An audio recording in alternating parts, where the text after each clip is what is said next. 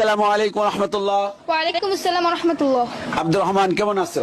আলহামদুলিল্লাহ আমি ভালো আছি। প্রশ্ন করবো যখন ঝটপট জবাব দেওয়ার চেষ্টা করবে তখন। ইনশাআল্লাহ। প্রথম প্রশ্ন, কোরআনের পরে সবচাইতে বিশুদ্ধ কিতাব কোনটি? বুখারী শরীফ। কোন সূরা কোরআনের 4 ভাগের 1 ভাগ? সূরা কাফিরুন। কিয়ামতের দিন জান্নাতের মধ্যে আল্লাহ তাআলা কোন সূরা শোনাবেন? সূরা রহমান। কিয়ামতের দিন সবাই উলঙ্গ থাকলেও কোন নবী কাপড় পরা অবস্থায় থাকবে? হযরত ইব্রাহিম আলাইহিস সালাম। ফিঙ্গারপ্রিন্ট সম্পর্কে কোরআন আল কারীমের কোন সূরায় বলা হয়েছে? সূরা কিয়ামা আয়াত 4।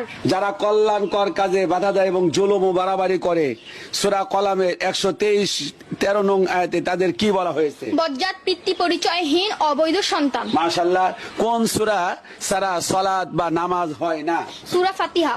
মিডিয়া বা সংবাদ নামে একটি সূরা রয়েছে, সূরাটির নাম কি? সূরা নাবা। কত পারা? 30 পারা। রাজত্ব বা ক্ষমতার নামে আল্লাহ তাআলা একটি সূরা দিয়েছেন, সূরাটির নাম কি? সূরাতুল মুলক।